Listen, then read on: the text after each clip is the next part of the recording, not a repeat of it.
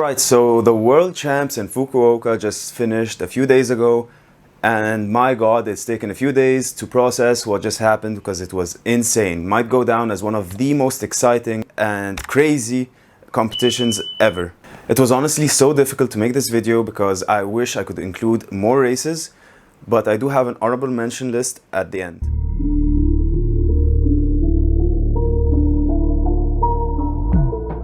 Let's just talk about the elephant in the room, the 400 IM. Obviously, it's going to be on this list. How can it not? On the very first day of competition, Léon Marchand absolutely just destructed the world record and lived up to the hype. Mind you, that world record is the oldest world record in history by the great Michael Phelps himself. And for many years, it was thought to be untouchable until Léon Marchand actually put the 404 in the last world champs, and we thought, well, maybe. I would love nothing more than to put the full races in this video, but that would make the video way too long and copyright is a bit. During the first 200, he took it out super fast, pretty much on world record pace. But the breaststroke was all the difference. Léon Marchand is a world-class breaststroker. He was seeded first in the 200 breaststroke, which he didn't swim, by the way, because he had just so many races to swim. He swam the breaststroke leg in a 1.0764. That's about 3 seconds faster than what Phelps did in Beijing 2008. And that difference was big enough for him to hold on in the freestyle and break the world record finally. His transition to swimming short course yards every day has just improved his underwater so much. Just look at his last turn in the 400 IM, the last turn, and he goes up at the 15 meters. It's crazy. And the thing is, he can probably go even faster than that. It's so exciting to see what he can do in the future. I mean, even Phelps had to give him a standing ovation after that. The second race on this list is the women's 200 meter freestyle, where Molly O'Callaghan took down the oldest women's record in the books.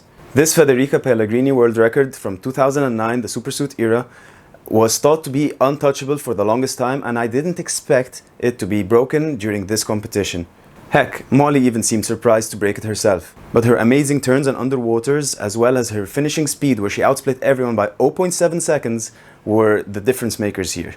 With Titmus being so close to her and Summer McIntosh being so young, you can expect this world record to be in danger in the near future. This is definitely one of those races you're going to want to see for yourself. Next up is the men's 200 meter breaststroke, and I think nobody expected Chin to break the 200 meter breaststroke record. And if you're commenting below that you saw it coming, you're lying. For any swimmer swimming any stroke to win the 50, 100 and 200 at this level, it's nearly impossible. It is so difficult to train for all of these things because usually either speed or endurance takes a hit. And since Shin Hae-young won the 50 and the 100 already in this competition, going to the 200, I didn't think that he was going to be able to swim that fast, especially since his PB is far away from the world record. We all knew that the speed was there and we were just waiting for him to fall off in the last 50, but he just got even faster. You just have to look and admire at these splits and just watch the race. Honestly, you have to watch the race. Going into the World Champs, one of the most anticipated races was the women's 400 meter freestyle,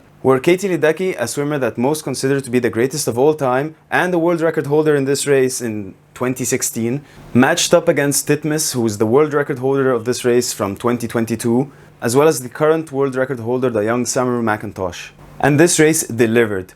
Titmus broke the world record by 0.7 seconds, dominating the field. Honestly, you can expect any of these three swimmers to break the world record in the near future. The men's 1500 meter freestyle just had to make this list.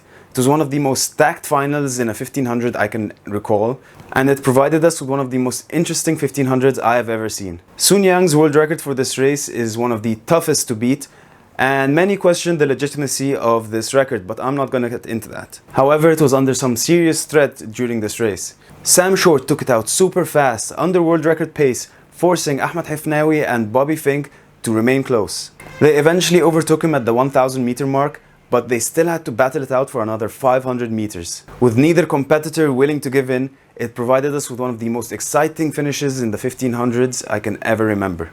Both Fink and Hifnawi really gave the world record a scare, and they were super happy with the race. They hugged it out and swapped swim caps as if to acknowledge the battle that they've just been through.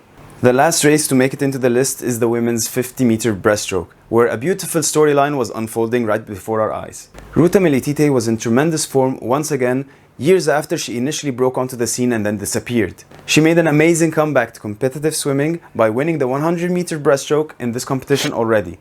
But she decided to take it one step further by equaling the world record in the semi-final of the 50-meter breaststroke and then proceeded to break it in the final. I think this is the largest margin of victory we have ever seen for the women's 50-meter breaststroke. Maybe even for any 50-meter at all. And it's crazy to think that she might actually break the 29-second mark, which would be monumental for women's breaststroke.